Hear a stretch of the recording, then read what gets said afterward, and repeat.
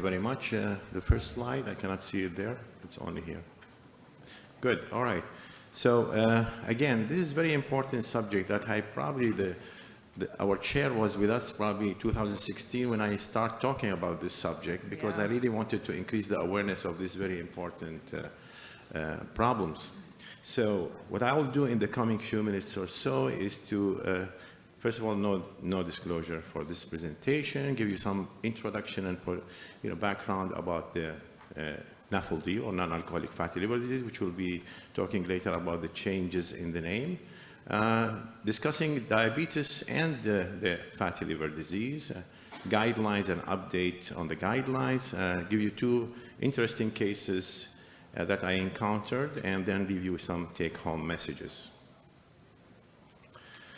I'm sure probably most of you knows that non-alcoholic fatty liver disease, again, I'm going to use the old name because still, all the studies, all the prevalence, all are using the same, old name, but hopefully will change in the future, I'm expecting. Is one of the most common causes of chronic liver disease in adults. And at that time, again, this will be changing. The definition was to have hepatic steatosis, whether it is found by imaging or by histology. And there are no other causes of secondary hepatic, and this again will be changed, as you will see later in the new nomenclature. But I think this will not be changing. This is the normal tissue in the liver, NAFL, fatty liver, with increasing fat cells there, steatosis, progressing to NASH, which is involving inflammation, in addition to the steatosis. And with more advancement, you will have more fibrosis production and increasing fibrosis leading to even cirrhosis. And as you can see here, this is the expected, progression to NASH with high fibrosis. F1 is a lower fibrosis, 2 is higher, 2 and 3 becoming higher. F4 almost we are in cirrhosis level. The importance of this progression is not only that it will end with cirrhosis, but will end also with hepatocellular carcinoma, and as well, the killing usually is due to the cardiovascular disease.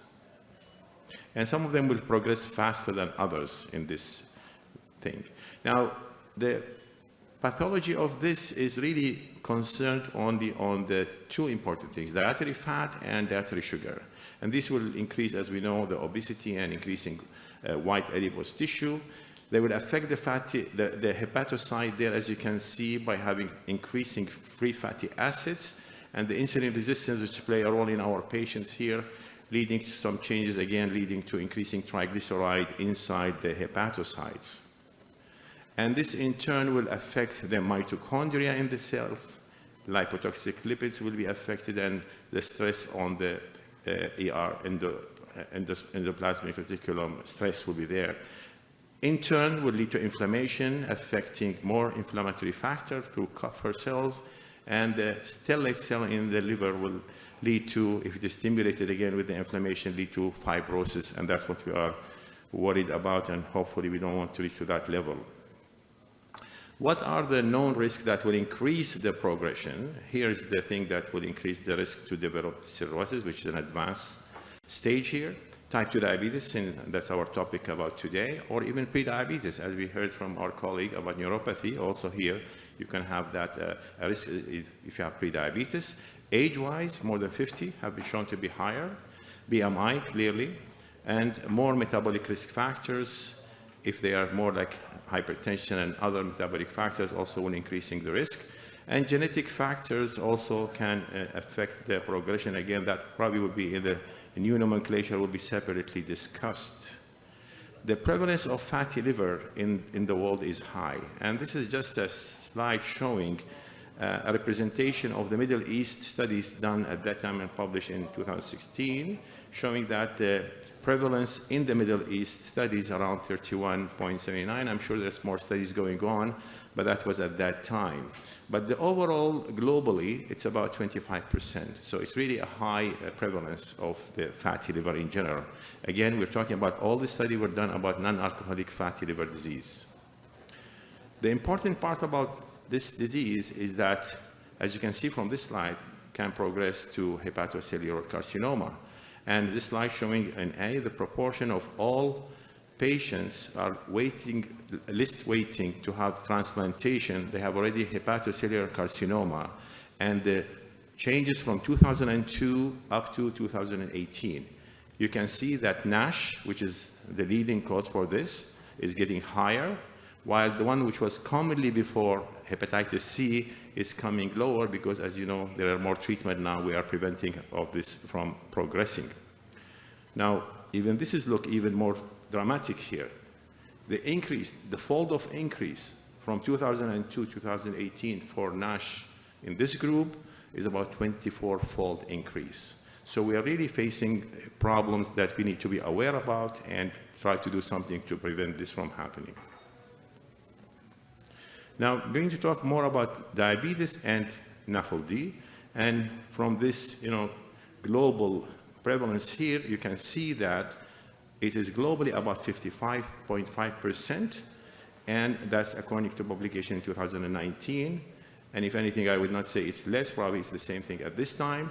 And if you look about our region, which we call it here West Asia, it's probably the highest, 67.3%, for people with type 2 diabetes who have also fatty liver disease or MAFLD. Other places of the world, you can see them also high, but we are probably the highest, and the lowest probably Africa, because probably the obesity is not that common there. Now, this is a study done in the US, in one of really the authority in the field is Ken Cozy. He's in the University of Florida. He's the one, actually, I heard him first time and I was excited about his really presentation, and I started thinking about it. They looked into screening type 2 diabetes in outpatient clinic, in your clinics. And they did using they used the FibroScan at that time, and they were a big study, 561, and see the prevalence. Steatosis, 70% on these people with type 2 diabetes. 21% having fibrosis. The important part, if you look at the B side, you can see that looking at the AST and ALT, and this is an important message here. AST was elevated only in 6% of people, 10% ALT was increased. The majority were having normal level by the definition that we are used, as mentioned here, like 40. We always use the 40 cut point. More important here, look at the fibrosis. This fibrosis on the A side, you can see F1, which is mild, 2, 3, and 4. 4 is cirrhosis. And you can see if you go to the B section, B part of the slide, you can see that even in fibrosis, the percentage of elevated AST and ALT is really minority, actually, if you compare it to the numbers here. So ALT, AST important, but it's not always needed to let you think about the disease. This is another newer study in March 2023, were published, and you can see in this study, they looked into, again, it's an outpatient, type 2 diabetes patient, age more than 50. In this way, they use different way of investigation, more advanced MRI, MRE, elastography, and if they did not do elastography, they did the FibroScan like in the other case, but you can see the prevalence here is about 65% for steatosis, and 14% having, advanced fibrosis, and cirrhosis, again, in 6%. And there are some of them, of the cirrhosis, I think 3 of them having even cancer in these patients. So now moving to the guidelines, looking at this important subject, the problem with this is we have barrier to reach a diagnosis. Most of them, they don't have any symptoms. They could have fatigue maybe sometimes abdominal discomfort. Majority, as we saw earlier, they have normal liver function tests, and there's no reliable diagnostic tests, at least at this time. So people start looking into how we can screen for this and start to find some markers and some calculation. And commonly used is the FIB4, which is available in your phone. You can get it from downloading it. It can calculate for you, FIB4, and you can see it's including the age, AST, ALT, and the platelets count. And another one important that I really depend on is MAFLD fibrosis score. Again, it is the same, but having more of hyperglycemia added and albumin measurement, and that will be also helping, as you will see later on. So these are some of the markers. And recently, as I have in one of my patients that I will present later, an ELF test. I'm not sure if you guys are doing it here, but we don't have it in our country, in UAE, but it is available, I'm sure, in other countries. And this is more of a test that probably also help to screen for those who have a higher risk for fibrosis. And this is how they calculate it, and you can see, looking down on first the FIB4, less than 1.3 is low risk, and more than 2.67 is high risk for fibrosis. And then NFS, which is the one I told you I use also, again, looking into a cut point there on the lower, that is low risk, on the higher side. And sometimes you have in the middle, which is really important sometimes because that will probably encounter in many of the cases. So talking about the guidelines, this is the guidelines of the American Diabetes Association, talking about their recommendation. People with type 2 diabetes or prediabetes with cardiometabolic risk factors who have either elevated liver enzyme, which we say they can have, but not all of them, or fatty liver on imaging, such as an ultrasound. These people should be looked into further and look into the presence of NASH, or non-alcoholic steatohepatitis, and liver fibrosis. Now, again, the American Association of Clinical Endocrinology, again, in their recent guidelines, 2022, asked the question, and they answer it: should all persons with diabetes mellitus be screened for clinically significant fibrosis, which are F2 to F4? And the answer is, in person with type 2 diabetes, clinicians should consider screening for clinically significant fibrosis, which is the advanced one, using FIB4. They recommend using FIB4, but again, they emphasize about the point I mentioned earlier, even if the normal liver enzyme were normal. And this is the recommendation. The second recommendation is to risk stratify people with type 2 or type 1 who have also cardiometabolics, not only type 2, or elevated plasma, ALT and AST, more than 30 in this cut point here, using FIB4 elastography, which is FibroScan, or the ELF test that I told you earlier. I like this algorithm recommendation from the Italian group. And again, looking into the people, how do they look into that? Using, again, FIB4 and NFS scoring. And I like that because they use NFS here. As you will see later on, it's sometimes helpful to use NFS as well. And these are the cut points. So if they have high risk, or they are even no low risk, intermediate or high risk, they use the FibroScan. And you can see from the cut point of 8 in the FibroScan, if it is more than 8, you need to refer. Sometimes we really don't refer. We can take care of it ourselves, hopefully, the one who have experience in dealing with this type of problems. This is from again the ACE. It's a busy slide. I would just like to mention here that you need to prevent cirrhosis, but not only cirrhosis. You need to work into the other metabolic factors and the risk factors for cardiovascular. You have to address this problem as well. And then again, the recommendation about using FIB4 here and the cut points as shown here. And then if they are in the intermediate, according to them, they go for FibroScan, a little bit different than the other recommendation. And that's from the American Association, the ACE. Again, low risk, intermediate risk, high risk, intermediate risk and high risk, they recommend to refer to a specialist in the field.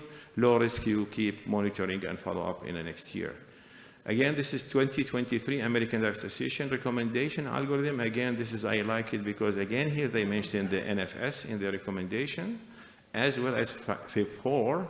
And again, looking into intermediate and high risk, then you have to do FibroScan or blood test, probably the ALF, they didn't mention it here. Low risk, repeat, high risk, refer to an expert in hepatology. This is the simple FibroScan we use. Now, moving now to the management, let's start first with always is important to talk about dietary and lifestyle. So what we recommend is reduction of macronutrient content to induce energy deficit. And I think Dr. Ghazi loves this one, loves everything reduction. Restriction of processed and ultra-processed food such as crisp, mass-produced bread even, breakfast cereals and biscuits. So many things are ultra-processed. Saturated fat, starch, and added sugar, and importantly, really high fructose foods. My patient tell them no juices. Vegetable, okay, no juices, okay? And then adoption of high liver, lifestyle, pattern, which is basically our Mediterranean diet, which is, as you mentioned it, as you see it here. Now, again, this is going to be probably, I'm going just to pass quickly on this because of the time. So remember, we talked about this, that if they are high risk, you refer to the hepatologist. So this is a new study, which they did the same in outpatient clinic. They referred them to hepatology for continuing the evaluation. This is a recent publication from Diabetes Care. And you can see from the slide here that NASH, non-alcoholic steatohepatitis, was very high in this group. These people were done biopsy for them. But what they decided to do a biopsy on those who have elevated ALT. So you can imagine there are people who are still not having elevated ALT. Elevated ALT, they use a cut point. You can see it's a lower, 20 in male and above, and 30 or above in females. And this is what they found in their biopsy. NASH 58%, and you can see the advanced fibrosis really 38%. And these others are between 0 to F4. Again, now the importance of management. Our patient with diabetes, probably our hepatologists have different opinion, but we're focusing here about our patient. So if somebody in the low risk group is different than in the intermediate, than in the high risk. And I'm just highlighting the preferred diabetes pharmacotherapy since they are diabetic, and that's why you need to use this medication. So in low risk group, you can consider agents, all that helps, pioglitazone, one of them, GLP-1 receptor agonist, and even SGLT2. But if you look into the intermediate group, you will see that there is no evidence for SGLT2 inhibitor, but you can, clearly there are evidence for pioglitazone and GLP-1 that showed evidence, some of them that probably we'll see it later in another slide. And again, in the high-risk group, you have to consider the agent with efficacy, like in what we talked earlier, pioglitazone and GLP-1. And there is no efficacy data, at least, in people with cirrhosis. This is, again, the recent 2024 guidelines from the American Diabetes Association recommending pioglitazone or GLP-1 receptor agonists are the preferred agent for the treatment of hyperglycemia in adults with type 2 with biopsy-proven NASH, or those who have a high risk with clinically significant liver fibrosis using non-invasive even method. For adults with type 2, particularly with overweight or obesity with MAFLD, consider using glucagon GLP-1 receptor with demonstrated benefits. And I will show you later a slide about that in NASH people, and adjunct to other treatment that you need to use to help with weight reduction. So this is the study about semaglutide in people with NASH. And you can see here, this is, by the way, used a daily injection. It's not like a weekly injection, but you can see the dose is small dose, but it's in a daily injection for 72 weeks. You can see from the alanine aminotransferase was reduced compared to placebo. And you can see also the AST also was reduced. More importantly is this, looking into the resolution of NASH with no worsening of liver fibrosis.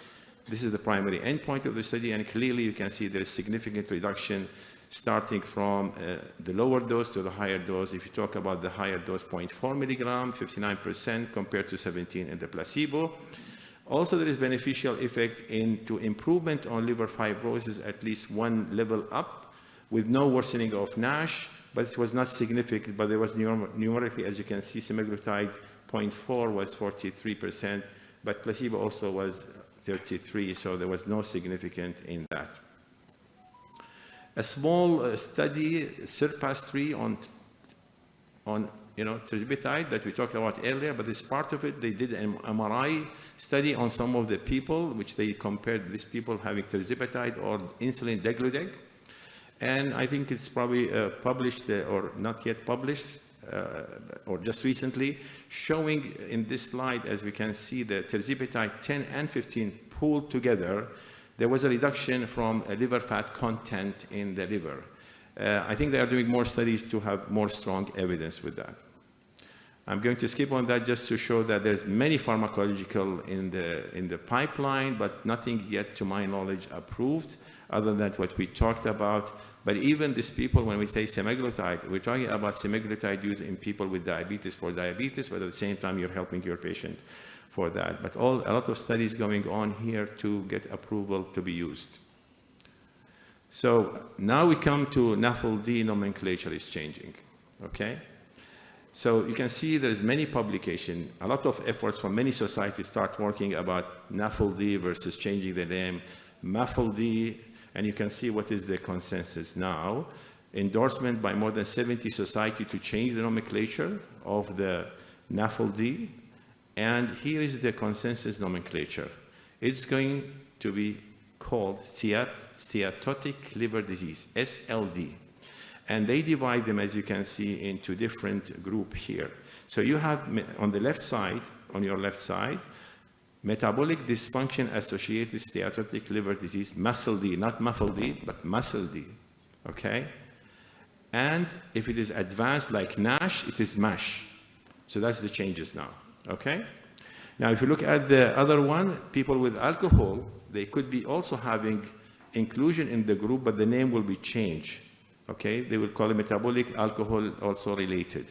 On the other side, they are little bit different. So I think the issue now is to call it MASLD is the simple instead NAFLD, and if it's advanced, it's going to be called MASH.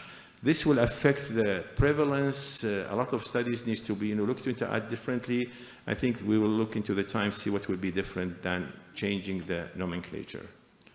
I'm going to skip on this. This is basically telling you that if you have cardiometabolic risk factor, which are the metabolic factors that we know about, yes, and then you look into is there any other causes of no. If no, that is MASLD. If it is yes, could be MASLD with alcohol liver disease or with other combinations. It could be combined with others. So completely different than what we know before.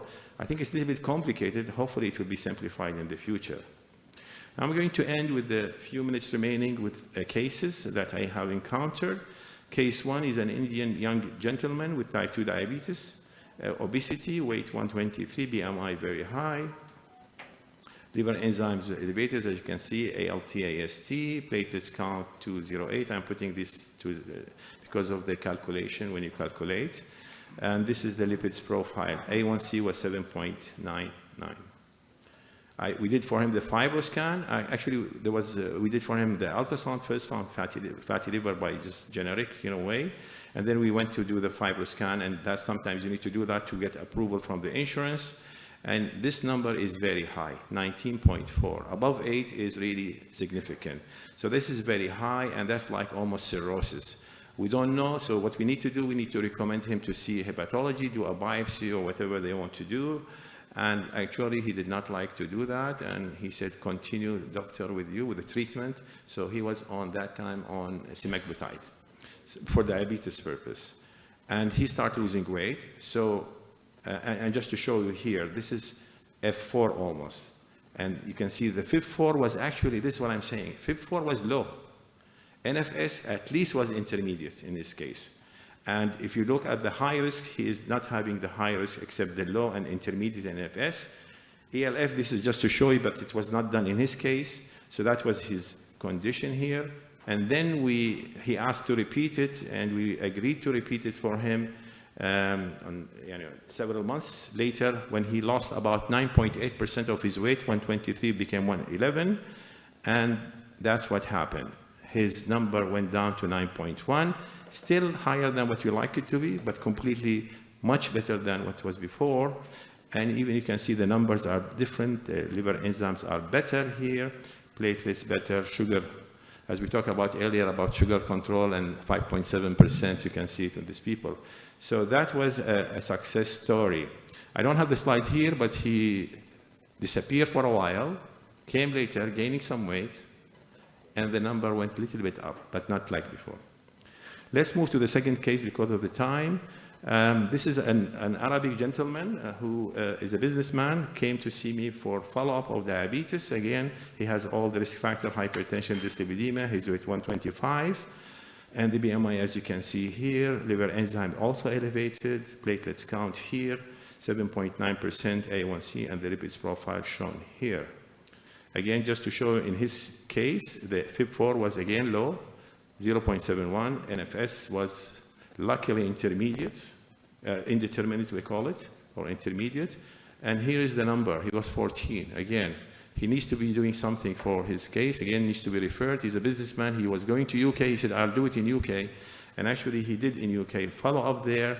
and they did for him, and he went to something, I'm not familiar with the clinic, but Cleveland Clinic in London, and he had done the ELF study showing 9.7, and 9.7 is almost to the high risk, but it's not yet, and liver biopsy actually done for him, showing steatohepatitis, bridging fibrosis, and all this finding, no cirrhosis. Fibrosis 3 is almost like our finding there without the biopsy. I told him to continue the treatment, continue with the semaglutide at that time. And this is him, and then we did a follow-up actually for him. He had been on semaglutide, then tirzepatide. At some time, as you know, semaglutide was not available. We switched him to tirzepatide and continuing on tirzepatide now. We repeated for him the test, and you can see the numbers here. You can see here it was 14.2, now 15.4. But if you look at what happened, his weight actually is still 125, become 124, no changes there. Liver enzymes are, if anything, they are higher. The FIB4, NFS, they are almost in the same range. So clearly the message here that the medication he's taking, okay, but he did not have benefit in his case to lose weight, and apparently losing weight is an important part of this. So I will end with giving you this last slides, messages.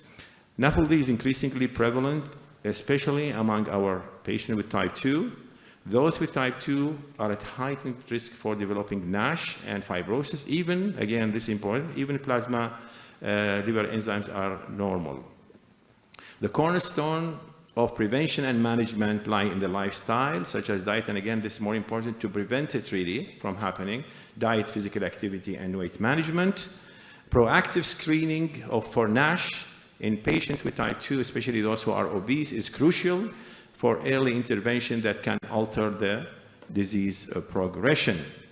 We have to elevate awareness, and that's what we're trying to do about MAFLD is urgent in the healthcare, especially given the rising rates of obesity and diabetes, which are expected to significantly strain the healthcare resources due to MAFLD, NASH, and we will call it MASLD, as we said in the new name, advanced and cancer in the forthcoming years.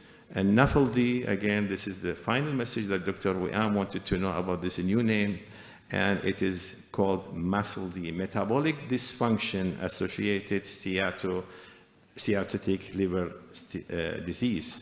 With that, I would like to stop here and leave you with this nice view from your city.